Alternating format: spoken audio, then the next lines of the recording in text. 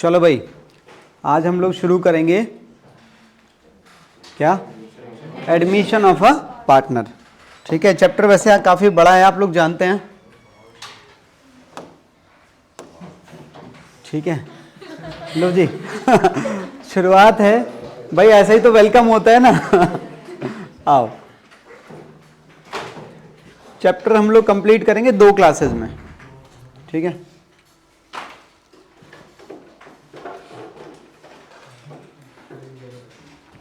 चलिए, यहां पार्टनर थे ए और बी, कौन आ रहा है, सी। कितने हो गए, 3।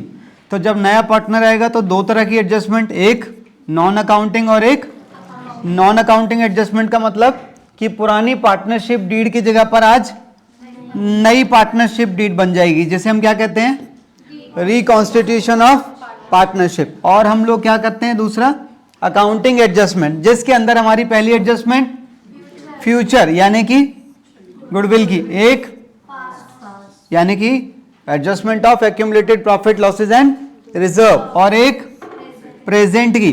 और इन तीनों एडजस्टमेंट को करने के लिए हमें क्या चाहिए, सैक्रिफाइसिंग रेशियो, जिसको करने के लिए हमें क्या चाहिए, न्यू रेशियो। तो न्यू रेशियो हमें क्वेश्चन में या तो गिवन होगा या हमें खुद निकालना पड़ेगा। और ओल्ड रेशियो हमें क्वेश्चन में दिया हो वेल एंड गुड, ना दिया हो तो इक्वल मान लेते हैं हम लोग उसे, ऐसे ही करते हैं ना। ठीक है, तो हम, और एक बात और, जब आप ये तीनों एडजस्टमेंट करते हो तो इन तीनों एडजस्टमेंट का जो इंपैक्ट पड़ता है वो किस पे पड़ता है, कैपिटल पे। तो कैपिटल्स क्या हो जाती हैं, अनबैलेंस्ड हो जाती हैं, किसी की बढ़ जाती है किसी की घट जाती है। फिर ये लोग इन कैपिटल्स को एडजस्ट भी कर सकते हैं, उसके लिए हम लोग क्या करते हैं, कैपिटल एडजस्टमेंट करते हैं, यही होता है ना। चलिए, तो हम लोग पहली एडजस्टमेंट अपनी किस चीज की पढ़ेंगे, गुडविल की।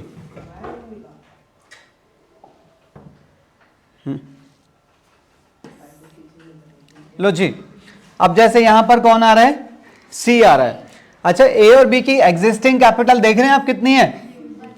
तो मैंने फिलहाल इसको बेस मानकर ऐसा मान लिया कि सी कितनी कैपिटल ला रहा है, पर ऐसा कोई जरूरी नहीं है। इसकी कैपिटल का डिसीजन कुछ और चीजों पर भी डिपेंड करता है कि ए और बी की कैपिटल, ये तो पहले उसके आने से पहले की कैपिटल है भाई, उसके आने के बाद उसकी कैपिटल में क्या चेंजेस आ रहे हैं ए और बी की, उनके बेस पर सी की कैपिटल डिसाइड की जाती है।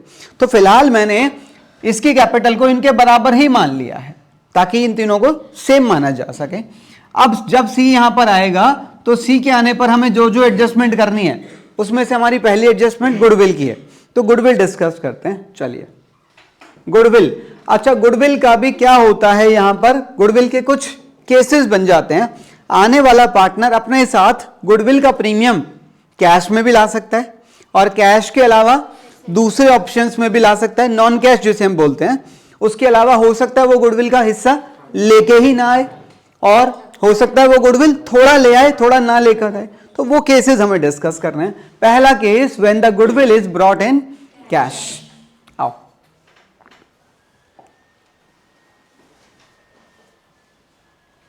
हाँ जी, अब जैसे यहां पर सी आ रहा है, सी का शेयर कितना है, 3/12 यानी कि 1/4। तो सी को इसका 1/4 लाना पड़ता है अपने साथ। क्यों लाना पड़ता है इसमें,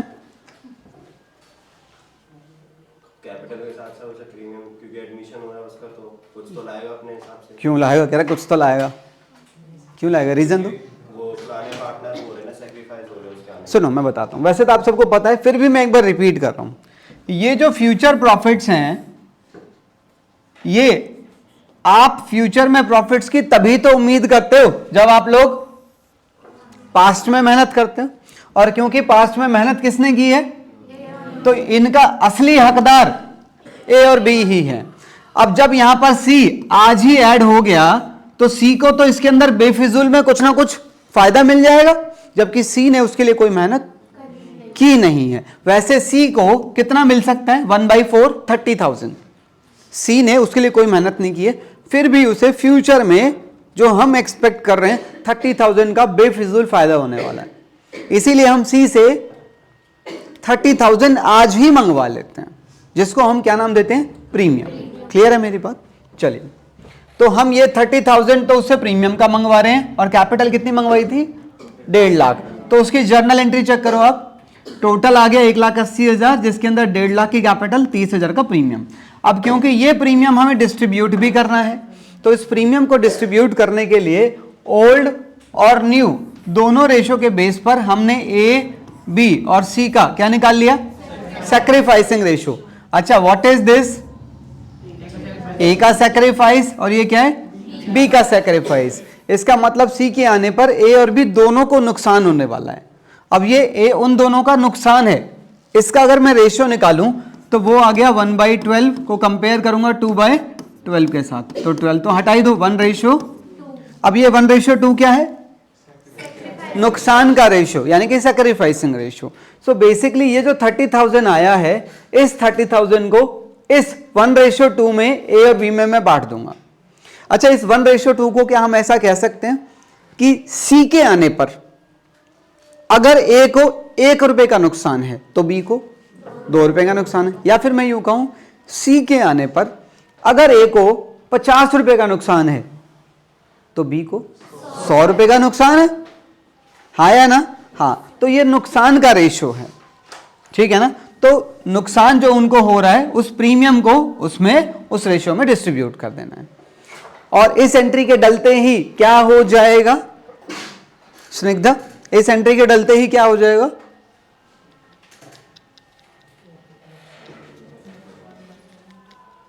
अभिजीत तुम बताओगे? कैपिटल बढ़ जाएगी ए और बी की, या फिर मैं यूं कहूं ए और बी के नुकसान की पूर्ति हो जाएगी, है ना? ठीक है, तो 2 एंट्रीज हमने पास की हैं। इन 2 एंट्रीज का अगर मैं इंपैक्ट देखूं, आप देखो ये वाला अकाउंट तो साथ साथ बंद ही हो गया। इसका मतलब इस अकाउंट का नेचर क्या था?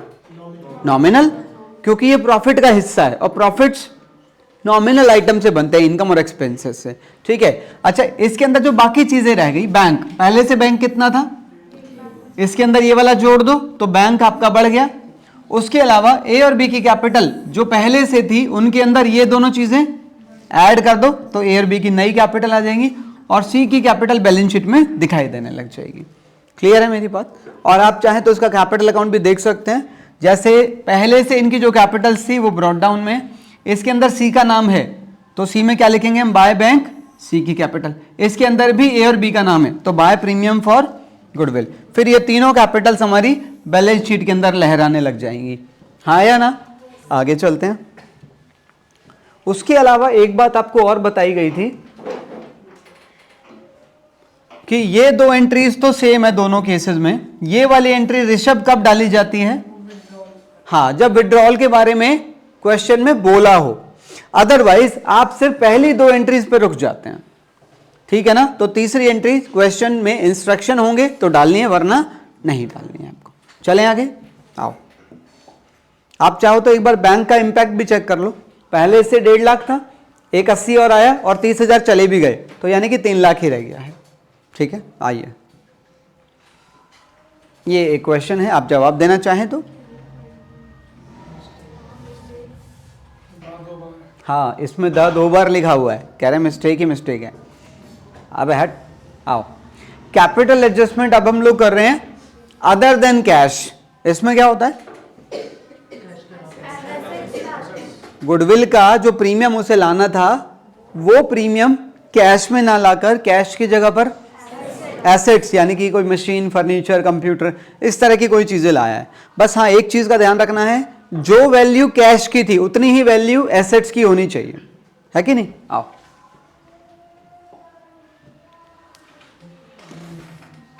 हाँ जी, इसका पहला केस ऐसा भी तो हो सकता है, आने वाला पार्टनर सी अपने साथ कैपिटल तो लाया पर प्रीमियम का लेन देन पार्टनर्स ने बिजनेस के बाहर ही कर लिया, अकाउंटेंट की नजर में तो आया ही नहीं। अब जब अकाउंटेंट की नजर में ही नहीं आया तो तुम उसकी एंट्री कैसे डालोगे?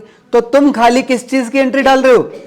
कैपिटल की। तो उससे होगा क्या? यहां पर बैंक बैलेंस बढ़ जाएगा और यहां सी की कैपिटल बढ़ जाएगी, ठीक है ना?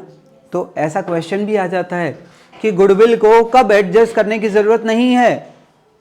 When the goodwill is paid privately, ठीक है, we need not adjust। अगला, जब वो गुडविल के पैसे कैश में लेकर आता है, अभी सिखा के आया हूं, अगला, जब वो गुडविल के पैसे लेकर आया और पैसे निकाल लिए जाते हैं, ये भी सिखा दिया। अगला, जब वो गुडविल के पैसे नॉन कैश में लेकर आता है, तो देखो यहां पर उसे कैपिटल कितनी लानी थी, 1.5 लाख की, और प्रीमियम कितना लाना था, 30,000 का। अब टोटल कितनी वैल्यू बन गई, 180। तो 180 के बदले में 1 लाख का कैश और 80,000 की मशीन लेकर आया। अब प्रीमियम तो आया ही है, तो ये वाला प्रीमियम आपने यहां पर उसी रेशो में, सैक्रिफाइसिंग रेशो में डिस्ट्रीब्यूट कर दिया। उसके बाद क्या ये वाली एंट्री पॉसिबल है, बोलो? पॉसिबल है। किरण हमें बताएगी एक बात। किरण, अगर यहां पर ये ना होकर सारा ऐसे होता, तो क्या मैं ये वाली एंट्री डाल सकता था? सोच के बताना। कैसे? पैसे तो आए ही नहीं है।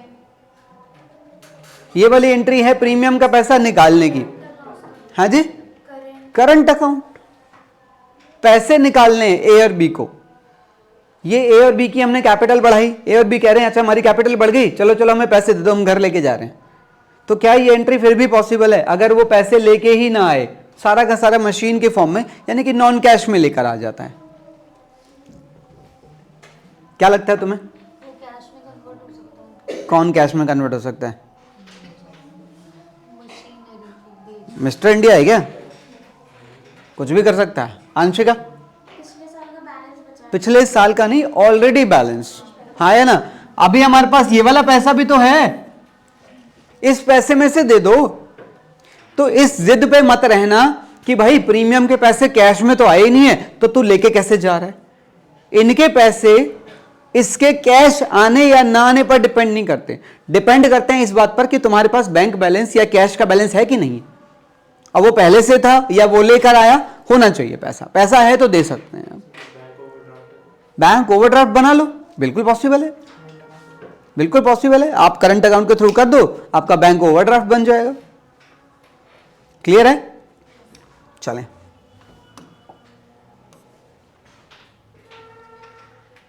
इसके एक दो क्वेश्चन है, हम लोग जरूर बात करेंगे उसके बारे में। हाँ जी, कह रहा है पी और क्यू दो पार्टनर्स थे, रेशियो क्या था, 2:3। और कौन कौन एडमिट हुआ है, आर और एस, दो पार्टनर्स एडमिट हुए हैं और नया रेशियो क्वेश्चन में दे रखा है।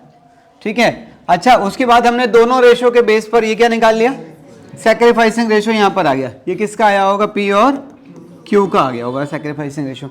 फिर उसके बाद क्या कह रहा है, कह रहा है फर्म की गुडविल कितने पे वैल्यू की गई है, 3 लाख। आर के बारे में क्या कह रहे हैं, आर को दो चीजें लानी थी, कैपिटल और प्रीमियम फॉर गुडविल। ऐसे ही एस को भी तो दो ही चीजें लानी थी, कैपिटल और प्रीमियम फॉर गुडविल। अच्छा वैसे कोई मुझे बता सकता है इसका प्रीमियम और इसका प्रीमियम बनता कितना है, कितना इजी है, 2/12, इससे मल्टीप्लाई कर दो 50,000, यानी इसे 50,000 प्रीमियम लाना था और इसका कितना हो गया 75,000, इसे प्रीमियम लाना था। ये तो दो चीजें हमें पता चल गई। देखो क्या कह रहा है एस के साथ, आर के साथ, आर ब्रिंग्स रिक्वायर्ड गुडविल, यानी कि कितने 75 लेकर आया है, और क्या लिखा है, और कह रहा है 2 लाख रुपए कैपिटल भी लाया है। अब ये तो बताओ कैश में लाया कि कैसे लाया, लिखा तो है कैश फॉर कैपिटल, कह रहा है इसके लिए तो कैश लाया है, इसके लिए क्या करूं, लिखा तो है आर ब्रिंग्स रिक्वायर्ड गुडविल, तो ये भी कैश में ही लाया है। इसके लिए देखो क्या कह रहे हैं, S brings in ₹1 lakh cash, 1 lakh रुपए का कैश और 80,000 रुपए का मोटर व्हीकल लाया एज कैपिटल। क्या करूं, कैपिटल के दो चीजें लाया कैपिटल में, बोलो 1 लाख रुपए का कैश लाया और 80,000 रुपए का मोटर व्हीकल लाया। इसके लिए तो बताओ क्या लाया, कैश के क्या, in addition to the required amount of goodwill in, कह रहा है ये भी कैश में लाया है। पल्ले पड़ी बात। चलो इसकी एंट्री डालो पहले, आर की एंट्री, तो टोटल कैश कितना लाया 275, ये कैपिटल भी कैश में, प्रीमियम भी कैश में। अब इसकी एंट्री डालो, कैश देखो 1 लाख ये वाला कैश और 50,000 ये वाला कैश, तो टोटल 1.5 लाख का कैश, और मोटर व्हीकल ये भी डेबिट करो। कैपिटल कितनी बनती है टोटल? कैपिटल इसके अंदर प्रीमियम कितना बनता है? 50। अब आप सोचो टोटल प्रीमियम कितना हो गया? 75 ये रहा, 50 ये रहा, तो सारा प्रीमियम इस रेशियो में दोनों में बांट दो। क्लियर है? आओ इसमें भी हम लोग बात करेंगे। कह रहा है राम और रहीम दो पार्टनर्स थे। बहुत सुंदर बात है। कौन आया? राज। क्वेश्चन में नया रेशियो दे रखा है और फर्म की गुडविल कह रहा है इतनी है। पढ़ो जरा एक बार, ये रहा ना फर्म की गुडविल। और राज ने क्या क्या कंट्रीब्यूट किया है? साफ लिखा है।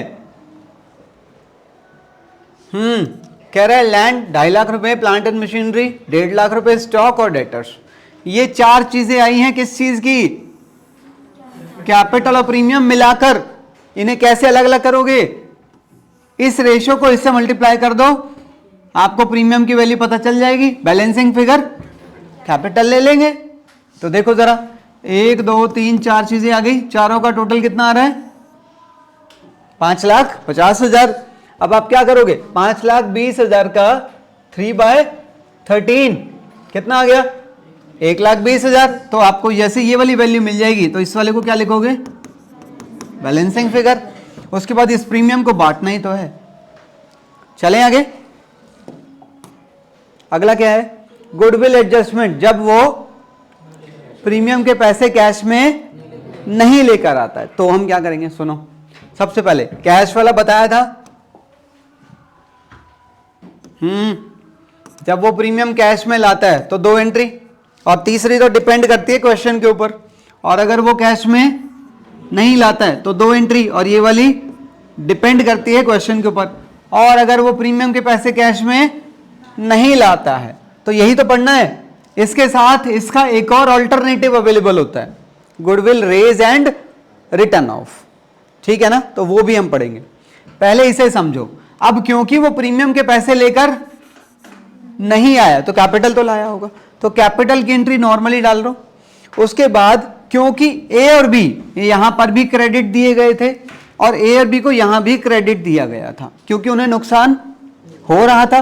तो यहां ऐसा थोड़ी है अगर सी कह रहा है मेरे पास प्रीमियम के पैसे नहीं है तो उसके ऐसा कहने से क्या ए और बी को नुकसान नहीं हो रहा होगा क्या?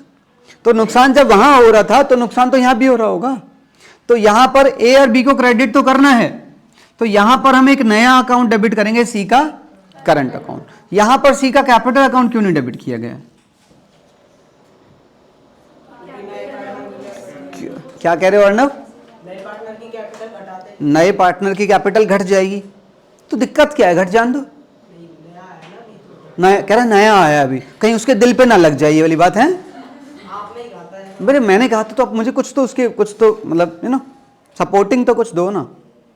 मेरी हर बात को मान लेते हो क्या तुम? ऐसा है क्या? बताओ बताओ, कैपिटल क्यों नहीं डेबिट कर सकते? एक बात सोचो। हाँ जी, क्या कह रही? प्रॉफिट कम हो जाएंगे? क्या बोल रहे हो? एक बात सुनो, एक बात सुनो। अगर मैं यहां सी की कैपिटल लेता हूं, ये तो बात पक्का है कि सी की कैपिटल आज ही कम हो जाएगी।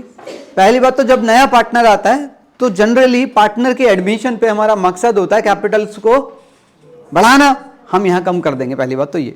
दूसरी बात, हम ये जो एडजस्टमेंट कर रहे हैं ये एडजस्टमेंट गुडविल की कर रहे हैं। गुडविल यानी कि प्रॉफिट का हिस्सा, फ्यूचर प्रॉफिट। अरे प्रॉफिट का हिस्सा एडजस्ट करने के लिए आप कैपिटल नेचर आइटम को कैसे छेड़ सकते हैं? नहीं समझे? कैपिटल नेचर आइटम आप कैसे टच कर सकते हैं? रेवेन्यू आइटम को एडजस्ट करने के लिए current account should be use for that purpose. नहीं समझे मेरी बात को? तो इसीलिए यहां पर हम करंट अकाउंट का यूज करते हैं ताकि ए और बी का नुकसान पूरा हो सके। हाँ ना, स्कूल में कैपिटल अकाउंट डेबिट करवाया था। टेंशन मत लो। गलत होता था? नहीं, मतलब मेरे हिसाब से तो खैर दोनों ठीक हैं, इससे कोई फर्क पड़ता नहीं है वैसे। ठीक है, अच्छा अभी इसका इंपैक्ट क्या रखेंगे हम? हमारे पास ऑलरेडी बैंक बैलेंस कितना था? 1.5, तो 1.5 में ये वाला जोड़ दो तो कितना हो जाएगा? 3 लाख। अच्छा उसके बाद सी की कैपिटल पहले तो थी नहीं, तो इसके अंदर सी की कैपिटल 1.5 लाख आ जाएगी। ए और बी की कैपिटल में 20 और 10 ऐड होकर यहां पर आ जाएंगे, और ये वाला करंट अकाउंट यहां पर दिखाई देने लग जाएगा, क्योंकि ये पैसे अभी आने, या तो ये पैसे फ्यूचर में आएंगे या फिर ये सी की कैपिटल को फ्यूचर में प्रॉफिट वाले दिन कम कर देंगे।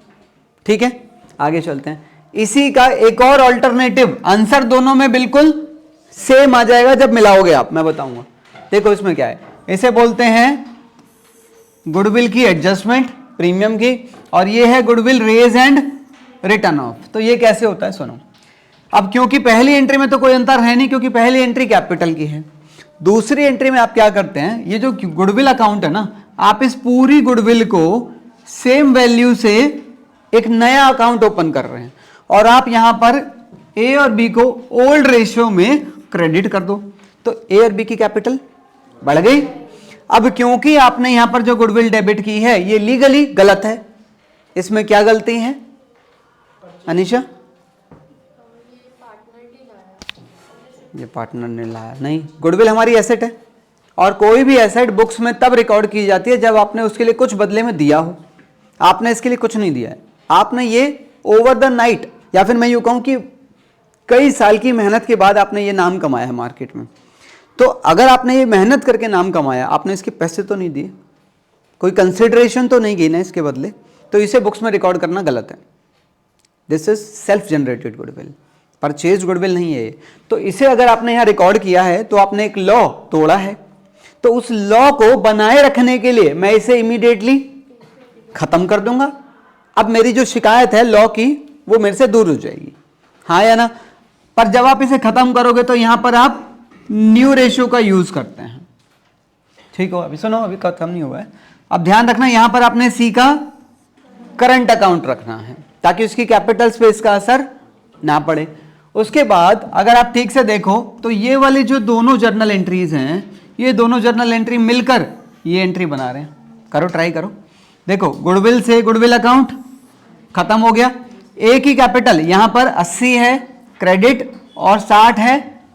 अगर मैं इसे हटा देता हूं तो मैं इसे 20 लिख सकता हूं। ऐसे ही अगर मैं इसे हटा देता हूं तो मैं यहां पर, अब ये एंट्री मिल गई होंगी, इसका ये वाला डेबिट हिस्सा ये रहा और इसके दो क्रेडिट हिस्से ये रहे। क्लियर है? तो ये दोनों फिलहाल किस चीज का केस है? When the goodwill premium is not brought in cash. पर goodwill raise and return of कब आपको फॉलो करना है? जब क्वेश्चन आपको स्पेसिफिकली बोलेगा कि रेज एंड रिटर्न ऑफ के तरीके से एडजस्ट करनी है, अदरवाइज आप इसी को फॉलो करेंगे। ठीक है, अगला when the goodwill premium is, हाँ बोलो, हाँ बोलो बोलो, कोई नहीं। कैपिटल अकाउंट यूज कर सकते हैं पर आप करंट के अकाउंट के थ्रू ही चलेंगे, क्योंकि as per CBSE current account use किया हुआ है। पक्का चले? हाँ जी, when the goodwill premium is partly brought in cash. पहला पढ़ा कि प्रीमियम पूरा ले आया, दूसरा पढ़ा प्रीमियम कैश में नहीं लाया, कैश के अलावा कुछ और चीजें लेकर आया, सामान लेकर आया। तीसरा पढ़ा कि प्रीमियम के पैसे लेके ही नहीं आया। चौथा केस प्रीमियम के थोड़े पैसे लाया, थोड़े नहीं लाया।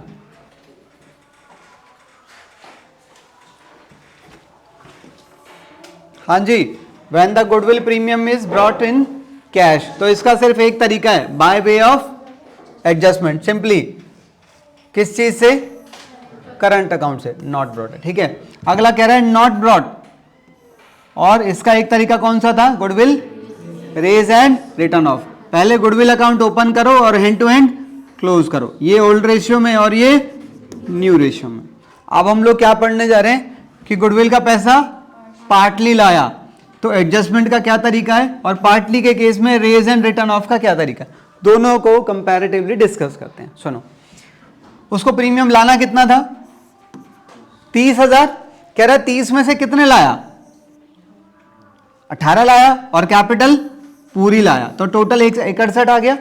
अब यहां पर आप इस वाले प्रीमियम को तो क्रेडिट कर दोगे, पर इस प्रीमियम से ए और बी का नुकसान पूरा, क्योंकि ए और बी का नुकसान है कितना? 30। तो बाकी का जो रह गया 12,000 वो आप कहां से ले लोगे? सी के करंट अकाउंट से। ये तो नॉर्मल है। दूसरे तरीके में आपने क्या करना है, पहली एंट्री बिल्कुल सेम रहेगी, दूसरी एंट्री में अब आप पहले इस वाले प्रीमियम को डिस्ट्रीब्यूट कर दो। जब आप इस वाले प्रीमियम को डिस्ट्रीब्यूट करोगे तो ए और बी का नुकसान पूरा नहीं हो रहा है, क्योंकि ए और बी का नुकसान है कितना, 20 और 10, और आप बांट रहे हैं 12 और तो ए और बी अभी भी चिल्लाएंगे कि अभी हमारा नुकसान पूरा नहीं हुआ है।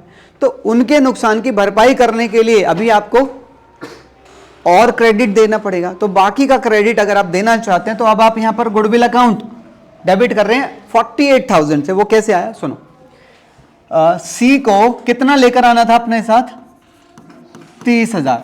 30,000 में से 18,000 लेकर आया है, 12,000 नहीं लेकर आया। अच्छा, कहना है इसे this is 60% and this is 40%, हाँ या ना। तो 40% पार्ट इसका निकाल लो। 1,20,000 का 40% यानी कि 48,000।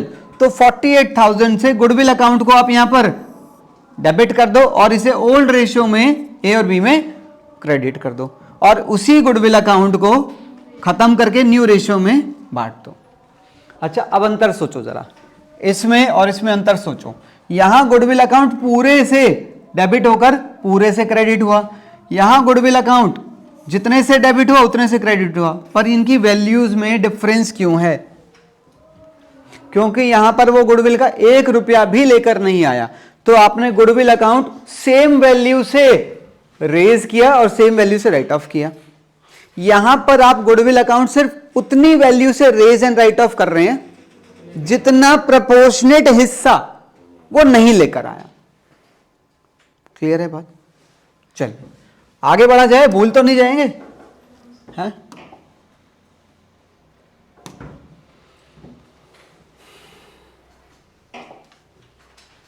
आसान है ये वाला काफी।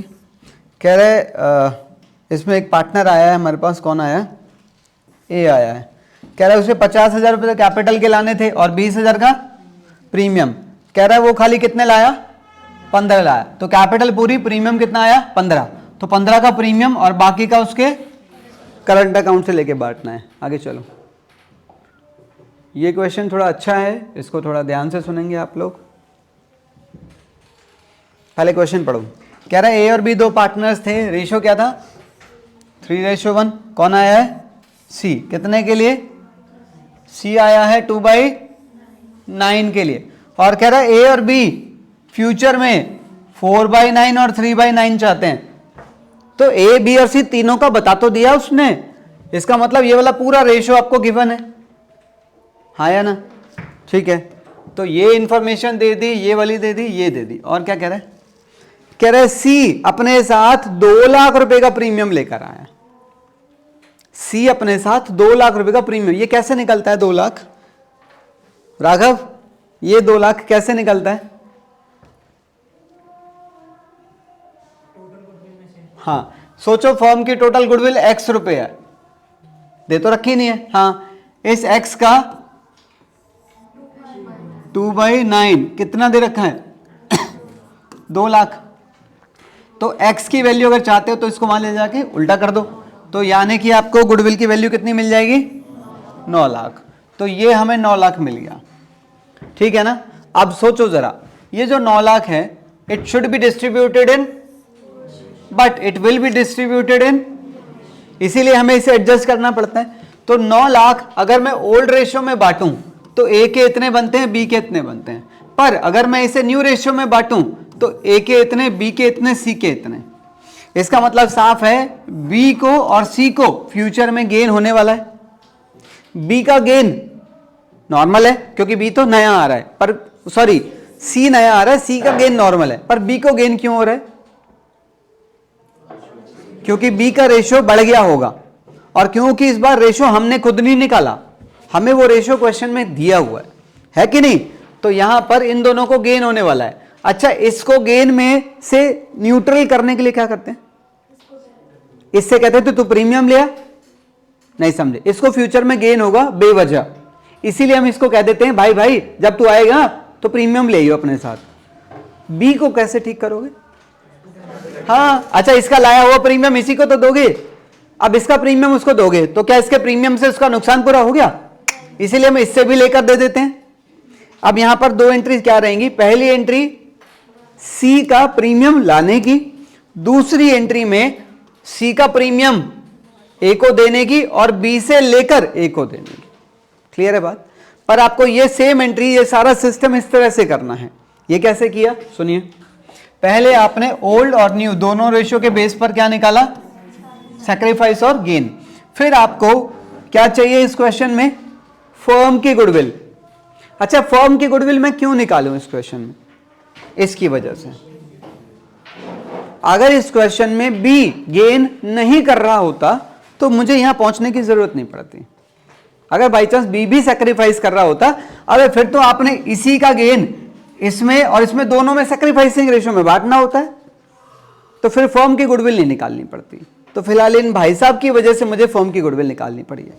तो फिर आप इस 9 लाख को इनके साथ, इन तीनों के साथ मल्टीप्लाई करो। देखो मैंने मल्टीप्लाई किया हुआ है, तो आपको ये क्या मिल गई, सैक्रिफाइस और गेन की वैल्यूज मिल गई रुपीज में। नहीं समझे? देखो सैक्रिफाइस और गेन तो ये भी है, पर ये तो खाली प्रपोर्शन में है। और जब आप जर्नल एंट्री डालते हो तो वो इनसे थोड़ी एंट्री डल जाएगी, एंट्री डलती है अमाउंट से। तो आपको ये अमाउंट की वैल्यूज भी तो चाहिए, तो वो कैसे निकला है आपका, फर्म की गुडविल इधर लो और इन तीनों को उसके साथ मल्टीप्लाई करो, इन वैल्यूज के साथ आपकी एंट्रीज चल जाएंगी। चलें आगे? हाँ बोलो। बी का कैपिटल अकाउंट, बी तो पहले से एग्जिस्ट कर रहा था। हाँ, आपको याद है एक चैप्टर हमारा पिछला, change in profit sharing ratio, वहां पर भी तो हम करते थे। बात तो अभी पता चली है। हाँ, तो वहां पे क्यों नहीं पूछा आपने सेम सवाल, बताओ। Change in profit sharing ratio के चैप्टर में भी तो हम ऐसे ही करते थे। वहां पर भी तो गुडविल हम कैसे एडजस्ट करते थे, कुछ एंट्री बताई तो थी, gaining partner debit to sacrificing partner. देखो पहली बात तो ये कि अगर वो कैपिटल अकाउंट से एडजस्ट कर रहे हैं, समझना जरा इस चीज को, ये तभी पॉसिबल है जब वो फ्लक्चुएटिंग सिस्टम फॉलो कर रहे होंगे। अच्छा, फ्लक्चुएटिंग सिस्टम में क्या होता है, कैपिटल नेचर आइटम और रेवेन्यू नेचर आइटम एक ही जगह पर बैठे हुए होते हैं, हाँ या ना? और अगर आप कैपिटल नेचर आइटम और रेवेन्यू नेचर सारे ही एक जगह पर हैं, तो फिर क्या कोई मेरे लिए अंतर रह गया, रेवेन्यू नेचर है या प्रॉफिट नेचर है या कैपिटल नेचर है, क्या कोई डिफरेंस रह गया मेरे लिए? इसलिए मैं जब भी कोई एडजस्टमेंट होगी वो एक ही अकाउंट के थ्रू कर रहा हूं। समझ आई बात? आगे चला जाए, ये सेम टाइप का है बिल्कुल, जो पीछे था ना बिल्कुल सेम टाइप का है। अब हम लोग क्या करेंगे, adjustment of accumulated profit losses and reserve. कुछ याद आ रहा है? हाँ, ये वेब सीरीज है, देखी नहीं है गुल्लक? आओ, नहीं देखी? अरे 3 सीजन आ गए इसके। आओ सुनो, ठीक है अभी मत देखना, पेपरों के बाद देखना। अच्छा सुनो भाई, पहले 2 पार्टनर थे, अब हो गए हैं 3। अब हम लोग बात कर रहे हैं इनके बारे में।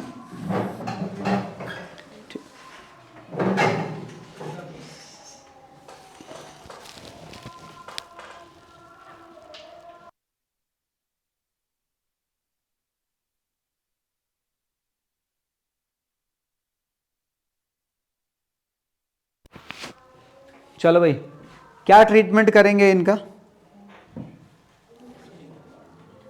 स्नेहा बताना जरा। ओल्ड रेशियो में बढ़ जाएगा अगर क्वेश्चन साइलेंट है तो, और वो भी जब ये वाला केस है, अगर ये रिजर्व्स और ये प्रॉफिट लॉस वगैरह सब फ्री नेचर के हैं। फ्री नेचर मतलब इनके ऊपर कोई कंडीशन नहीं लगाई है क्वेश्चन ने, तो फिर मैं इन्हें डिस्ट्रीब्यूट कर देता हूं। इन्हें डिस्ट्रीब्यूट करने का क्या होगा, ये तीनों डेबिट हो जाएंगे और कैपिटल्स क्रेडिट हो जाएंगे ओल्ड रेशियो में, और इससे डिस्ट्रीब्यूट करने का reverse, capital debit to P and L. हाँ अरे नालायक, पी एंड एल एक ही बार होगा, मैंने दोनों तरफ लिख दिया है, या तो एक यहां होगा या वहां होगा। वाह क्या बात पूछी है। एक बात का जवाब और दो, अगर क्वेश्चन चाहता है कि मैं इन्हें बांटू ना, एडजस्ट कर लूं, पॉसिबल है, ये मत सोचना एडमिशन के केस में ऐसा हो नहीं सकता, पर ऐसा तभी होगा जब क्वेश्चन बोलेगा कि बांटने नहीं है एडजस्ट करने हैं, तो फिर एडजस्ट करने पड़ेंगे। तो इस केस में मैं इन्हें कैसे एडजस्ट करूंगा, this plus this plus this minus this, जो अमाउंट आ रहा है फिलहाल आप देख रहे हैं वो अमाउंट लायबिलिटी साइड वाला बढ़ा आ रहा है, तो मैं एंट्री डालूंगा गेनिंग पार्टनर डेबिट टू। और बाई चांस मान लो ये वाली वैल्यू बड़ी हो जाती, ये वाली वैल्यू छोटी होती, तो फिर sacrificing partner debit to gaining partner वाली, क्योंकि I am adjusting loss basically, ठीक है, तो एंट्री रिवर्स हो जाती है उस केस में। और अगर मेरे रिजर्व्स रिस्ट्रिक्टेड नेचर के हैं, वैसे रिस्ट्रिक्टेड नेचर की मैं अगर बात करूं तो हमारे सिलेबस में दो ही ऐसे रिजर्व्स हैं जो डिस्कस किए गए हैं रिस्ट्रिक्टेड नेचर के, आईएफआर और वर्कमैन कॉम्पेंसेशन रिजर्व। आईएफआर क्यों बनाया जाता है? इन्वेस्टमेंट की वैल्यूज में जब मार्केट में गिरावट आ जाती है, उस गिरावट को एडजस्ट करने के लिए। और वर्कमैन कॉम्पेंसेशन रिजर्व इसलिए बनाया जाता है कि हर बिजनेस में एम्प्लॉयज को या वर्कर्स की लाइफ को एक हमेशा थ्रेट बना रहता है, एक खतरा बना रहता है, तो उस खतरे से बचाव के लिए, यानी वर्कर्स के नाम से कभी कोई लायबिलिटी क्रिएट करनी है, उसके लिए वर्कमैन कॉम्पेंसेशन रिजर्व काम आता है। Got it? आओ, जैसे इस क्वेश्चन की अगर मैं बात करूं आपसे, यहां पर कह रहा है दो पार्टनर्स थे, तीसरा आ रहा है, तो रेशियो क्वेश्चन में दिया हुआ है और कह रहा है जिस दिन Z आया उस दिन वर्कमैन कॉम्पेंसेशन रिजर्व कितने का है। अब यहां पर हमें क्वेश्चन बता देता है कि आज वर्कर के नाम का कोई क्लेम है या नहीं है, तो इसमें दो केस ले रखे हैं। कह रहा है वर्कर का क्लेम कितना है, 1/20, तो फिर आप इस रिजर्व को डेबिट करके वर्कर का क्लेम कितना बना रहे हो। अब क्योंकि क्लेम की वैल्यू रिजर्व से ज्यादा है तो आप रिवैल्यूएशन का यूज करते हैं, और जैसे ही रिवैल्यूएशन डेबिट होता है आपके पास एक लॉस क्रिएट हो जाता है, और क्योंकि वो लॉस पुराने समय से बिलोंग करता है तो वो इस रेशियो में पार्टनर्स में डिस्ट्रीब्यूट हो जाएगा, ओल्ड रेशियो में। क्लियर है? अगले केस में कह रहा क्लेम कितना है, 90,000 का, तो आप इसी रिजर्व को डेबिट करो, इसमें से क्लेम बचाओ और बाकी का 10 ओल्ड रेशियो में प्रॉफिट बांट दो। देखो इसका एक और लॉजिक है, आप सीधा सीधा जब बचा हुआ रिजर्व पार्टनर्स में ओल्ड रेशियो में बट रहा है तो एक्स्ट्रा बना हुआ नुकसान भी तो उन्हीं में बटेगा ना, ओल्ड रेशियो में, हाँ या ना।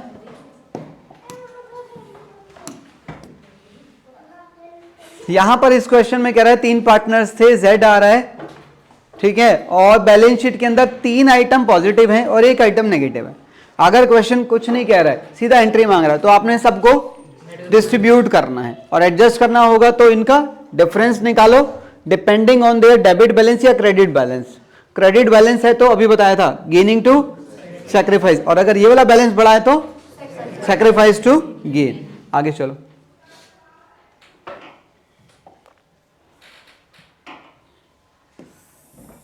अगला सुनिए। कह रहे ए और बी दो पार्टनर्स थे, हाँ, उनका रेशियो क्या था, 3:2। कह रहा उन्होंने आज यहां पर इस डेट पर सी को पार्टनर बनाया कितने के लिए, और जिस दिन सी आया क्या कह रहे हैं, कह रहा है उस दिन आईएफआर और इन्वेस्टमेंट, आईएफआर यहां का आइटम है और इन्वेस्टमेंट यहां की आइटम है, और इन्वेस्टमेंट का क्या दे रखा है, कॉस्ट प्राइस, मतलब इन्वेस्टमेंट हमने कभी खरीदी होगी तो शायद ये वाली वैल्यू डाली होगी। उसके बाद वो जो रिजर्व यहां दिखाई दे रहा है, ये रिजर्व हमने बनाए होंगे तभी तो यहां पर दिखाई दे रहे हैं, हाँ या ना। तो क्वेश्चन हमें बताएगा कि इस इन्वेस्टमेंट की मार्केट वैल्यू में कोई बदलाव आया है या नहीं आया। तो इसके कितने केसेस दे रखे हैं, 4, तो ये चारों वैल्यूज एक एक एक करके यहां पर अलग अलग केसेस बन जाएंगे, ठीक है। तो उन चारों केसेस के आंसर्स आपके सामने, एक बार चारों को कंपेयर करो, आपको कोई पूछना है तो हम उस पर बात करेंगे।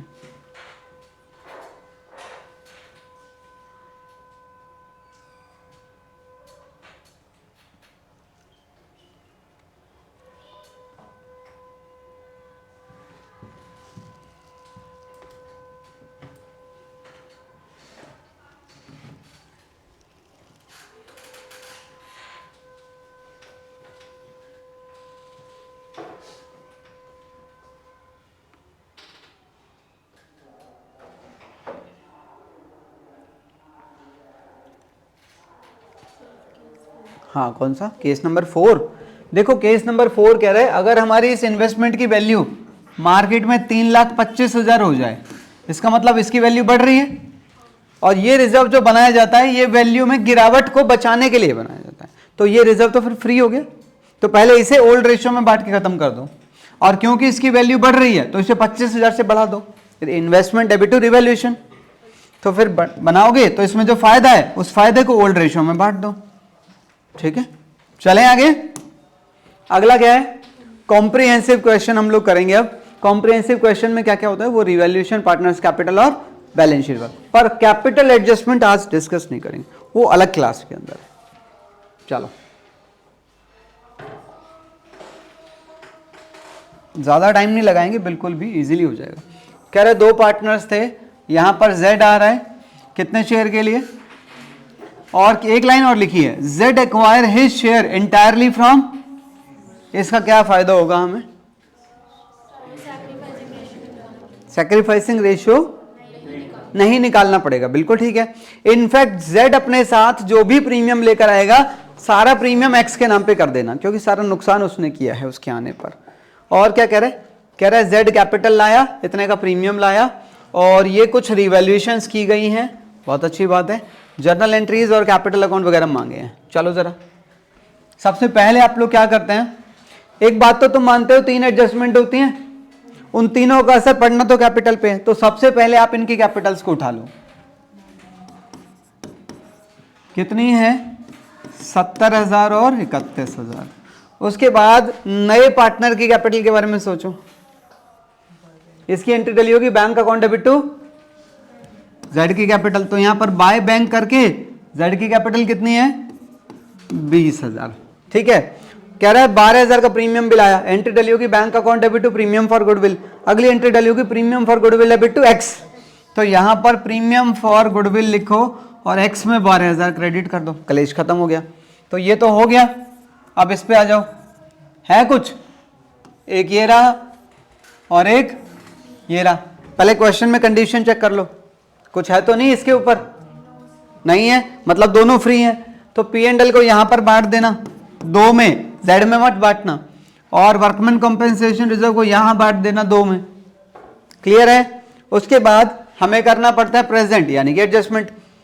1 2 3 4 5 आइटम है, पांचों के पांचों रिवैल्यूएशन के। आपको कोई पूछना है, आराम से पढ़ के देखो।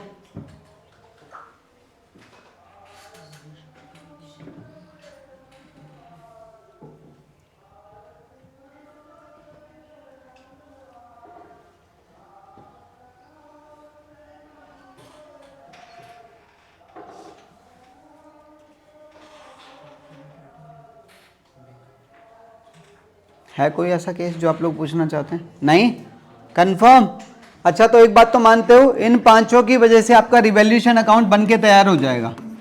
सोचो, यहां पर आपको प्रॉफिट मिला तो यहां मिलेगा, लॉस मिला तो, अगर ये लॉस हुआ तो यहां पर रिवैल्यूएशन मिला के 2 में, प्रॉफिट हुआ तो यहां रिवैल्यूएशन लिख के 2 में बांट देना। उसके बाद आपको क्या मिल जाएंगे, नई कैपिटल्स, और वो कैपिटल्स नीचे आ जाएंगी। और बैलेंस शीट में एसेट्स और लायबिलिटीज इनके अकॉर्डिंग चेंज हो जाएंगी, और जिन एसेट और लायबिलिटी के बारे में यहां कुछ बोला नहीं है वो सेम वैल्यू पे इस बैलेंस शीट के अंदर दिखाई देने लग जाएंगे। क्लियर है। एक टॉपिक और था, मेमोरेंडम बैलेंस शीट, बात करते हैं, जरा छोटा सा है।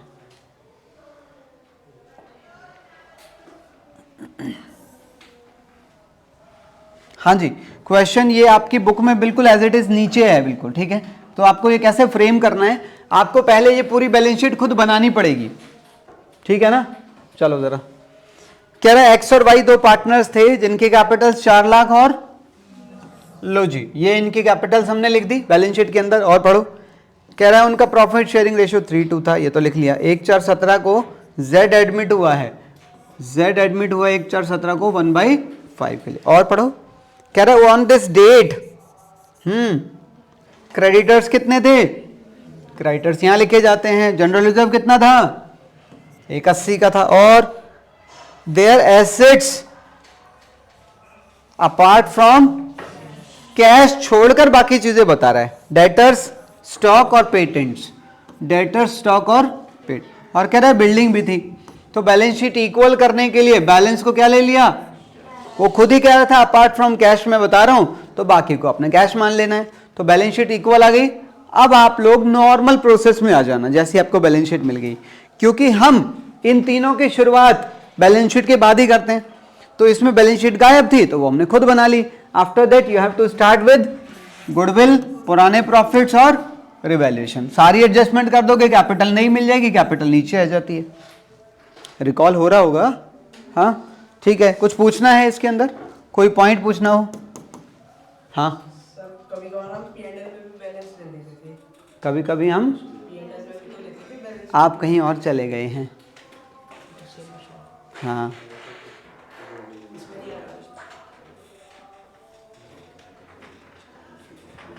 समझे?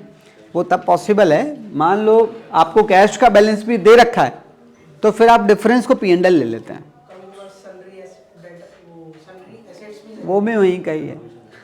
हाँ हाँ, जहाँ तुम घूम रहे हो गया है? कहीं कोई डाउट है? बता दो। तब पूछते हो, कुछ बोलते नहीं। ठीक है, टॉपिक खत्म।